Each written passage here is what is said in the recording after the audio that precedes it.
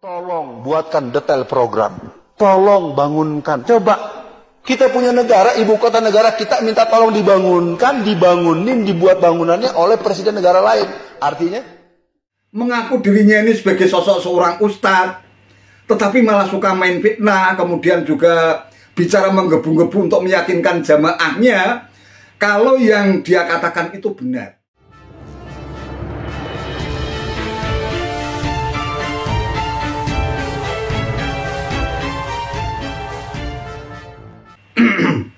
Assalamualaikum warahmatullahi wabarakatuh. Salam sejahtera untuk kita semua, salam budaya. Sahabat-sahabat lintas bangsa dan setanah air yang sangat saya hormati, siapa yang tidak kenal dengan sosok Ustadz Alfian Tanjung? Ya, dia memang dikenal sebagai penceramah yang demen banget menggunakan agama sebagai kedok untuk mengekspresikan kebenciannya kepada mereka yang tidak sepaham dengan ideologi yang dianutnya. Ideologi yang dinilai cenderung radikal dan intoleran. Ia juga dinilai kerap kali bersikap rasis terhadap etnis lain, khususnya etnis Cina. Gara-gara cara berdakwahnya yang suka main fitnah dan rasis semacam itulah, ia pernah dikurung di penjara selama 2 tahun atas kasus ujaran kebencian terhadap Basuki Cahayapurnama alias Ahok sekitar tahun 2017 yang silam. Mungkin lantaran hobinya yang suka main fitnah dan melakukan ujaran kebencian yang sudah balung sumsum atau mengilu sumsum di dalam hatinya, penjara sepertinya tak pernah memberikan efek jera.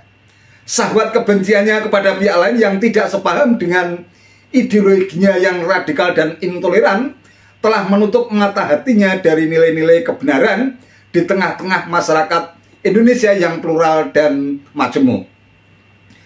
Nah, kali ini lagi-lagi ia memfitnah Presiden Jokowi yang dianggap telah menjual negara Indonesia ke Cina dengan meminta Presiden Cina Xi Jinping untuk membangunkan IKN ketika Presiden Jokowi melakukan kunjungan ke Cina pada akhir bulan Juli tahun 2023 yang lalu. Anehnya, ia mengaku tidak memfitnah karena semua kebijakan yang dilakukan oleh Presiden Jokowi bisa dicerna pakai otak. Pertemuan tanggal 27, 28, 29 kemarin di Cina, Jokowi mengatakan kepada Xi Jinping, tolong buatkan detail program. Tolong bangunkan. Coba, kita punya negara, ibu kota negara kita minta tolong dibangunkan, dibangunin, dibuat bangunannya oleh presiden negara lain. Artinya, udah selesai. Bukan saya memfitnah, otak pakai otak. Punya otak nggak lo? Ini persoalan, makanya kan sampai bilang begitu Rocky Gerung kan? Bilang apa? Tolol ya? Iya, Rocky Gerung aja bilang tolol, apalagi saya, goblok kali ya. Ini infiltrasi sosialis internasional dan kebangunan PKI di berbagai partai. Muncul sekarang PSI. PSI itu dia sebenarnya boneka cantik. Ya, karena background di belakangnya itu para taipan-taipan 9 naga. Seminar-seminar tentang politik. Mendatangkan profesor apapun selalu membahas partai Islam akan kalah.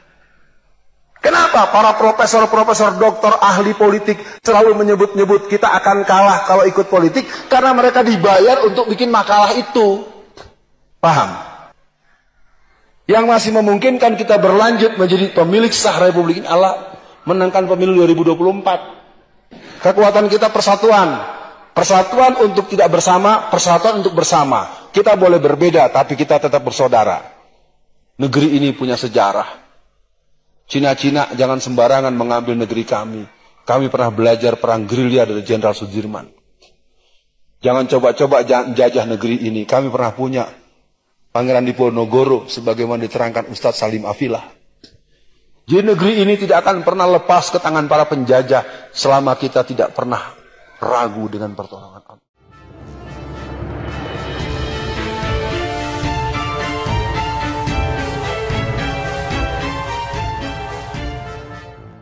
Sahabat-sahabat lintas bangsa dan setanah air yang sangat saya hormati, padahal kalau kita ikuti berbagai pemberitaan yang ada di media mainstream, pertemuan antara Presiden Jokowi dan pemimpin Cina Xi Jinping serta sejumlah pengusaha dari negeri tirai bambu itu sebenarnya sangat membuahkan hasil yang sangat manis buat bangsa kita. Hal itu disampaikan oleh Menteri Luar Negeri Retno Marsudi. Menurutnya dari semua pertemuan bisnis yang dilakukan Jokowi, tampak komitmen dari sisi pemerintah Indonesia dalam hal ini maupun dari swasta Cina untuk meningkatkan investasi di Indonesia hingga Indonesia berhasil mendapatkan investasi sekitar 11,5 miliar US dollar atau sekitar 173 triliun rupiah. Retno juga mengungkapkan prioritas investasi ke depan antara Republik Indonesia dan Cina adalah di bidang industri hilirisasi energi baru yang terbarukan, kemudian juga kesehatan, riset untuk ketahanan pangan, dan juga pembangunan IKN atau Ibu Kota Nusantara. Lebih lanjut, Retno Marsudi menyatakan bahwa perjalanan Presiden Jokowi ke Cina adalah atas undangan Presiden Xi Jinping yang bertepatan dengan 10 tahun komitmen strategis komprehensif antara Indonesia dan Cina. Nah, namun tampaknya begitulah kalau seseorang yang mengaku dirinya sebagai seorang penceramah atau ustadz dipenuhi dengan sentimen kebencian. Ia cenderung sudah membuat kesimpulan terlebih dahulu sebelum memiliki premis atau pernyataan yang benar dan sahih.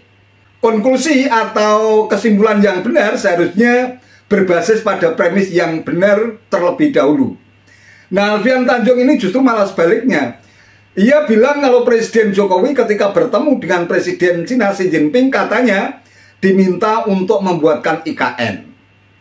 Nah, pertanyaan yang kemudian muncul, apakah memang dia memiliki data tentang informasi yang disampaikan itu? Ternyata sama sekali tidak.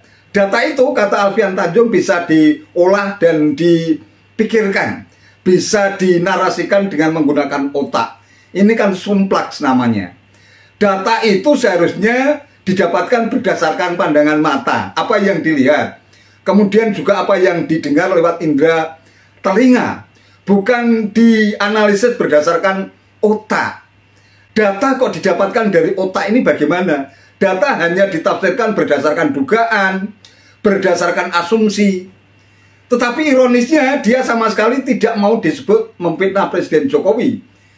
Mengaku dirinya ini sebagai sosok seorang ustadz, tetapi malah suka main fitnah, kemudian juga bicara menggebu-gebu untuk meyakinkan jamaahnya kalau yang dia katakan itu benar.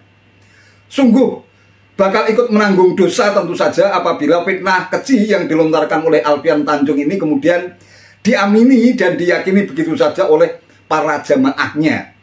Mungkin memang begitulah taktik dan strategi gimmick politik para pengasong khilafah dalam mewujudkan hasratnya untuk menggantikan ideologi Pancasila dengan sistem khilafah di negeri ini. Menghalalkan segala macam cara termasuk memfitnah pun dianggap sebagai sesuatu yang halal. Ia mengaku dirinya paling benar, bahkan sebagai pemilik tunggal kebenaran, suka tuding sana, tuding sini, dan yang tidak sebam dengan ideologi yang dianutnya dianggap sebagai kafir. Astagfirullahaladzim. Menjelang Pilpres 2024 tampaknya akan makin banyak bermunculan ustadz-ustadz kadrun, ustadz-ustadz tukang kompor yang punya tabiat untuk melontarkan tuduhan tanpa bukti bahkan fitnah untuk memanjakan hasrat dan sindrom kebenciannya kepada pihak lain. Apalagi ustadz yang satu ini, Ustadz Alfian Tanjung ini termasuk loyalis Anies Baswedan. Sampai-sampai seperti dilansir banyak media, ia pernah bilang kepada Anies, kalau terpilih sebagai presiden jangan lupa untuk kembali menghidupkan FPI dan HTI yang sudah dibubarkan secara resmi oleh pemerintah. Sungguh menyedihkan ini tentu saja. Saya tidak membayangkan apa yang akan terjadi dengan Ustadz Alfian Tanjung ini seandainya Anies gagal mendapatkan mandat dari rakyat untuk menjadi orang nomor 1 di negeri ini dalam kontestasi Pilpres 2024. Apakah Alfian Tanjung juga akan terus menjadi tukang kompor, main fitnah, dan hatinya makin pekat diselimuti sindrom kebencian yang ia ciptakan sendiri, lantas akan mampu bertahan sampai kapan? Wallahu a'lam bishawab.